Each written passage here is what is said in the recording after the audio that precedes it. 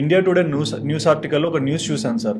Major Unnikrishnan చనిపోయారు, దేశం బాధపడుతుంది, ఇండియా ఒక బ్లాక్ డే జరిగింది, ఇంత బాధల్లో ఉన్నప్పుడు అదర్ ఎండ్లో కాంగ్రెస్ పార్టీకి చెందిన రాహుల్ గాంధీ గారు ఒక ఫామ్ హౌస్లో ఒక పార్టీకి అటెండ్ అయ్యి అక్కడ ఎంజాయ్ చేస్తున్నాడు అనేది న్యూస్ వచ్చింది.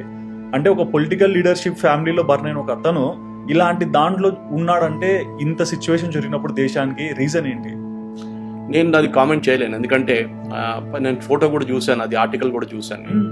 కానీ రాహుల్ గాంధీ ఏమంటారంటే నేను అప్పుడు పాలిటిక్స్లో లేను, నాకేం తెలియదు, అటాక్ అని జరిగిందని కూడా నాకు తెలియదు అని చెప్తారు. ఎక్స్క్యూజ్. ఓకే, మీకు ఎక్స్క్యూజ్ చెప్పాలని మీరు ఏదైనా చెప్పొచ్చు. 1984 రైట్స్ గురించి మీరు ఎందుకు కండెమ్ చేయట్లేదు? 6 చంపారు కదా, 3,300 400 మంది చంపారు కదా, 4,000 మందిని ఎందుకు మీరు కండెమ్ చేయలేదు అంటే మా మన్మోహన్ సింగ్ గారు ఆల్రెడీ సారీ అని చెప్పేశారు, నేను చెప్పక్కర్లేదు, నేను చిన్న పోరాడుగా ఉన్నాను అప్పుడు, ఆ టైంలో I was not in age where I could understand what was happening. Okay, excuse అది.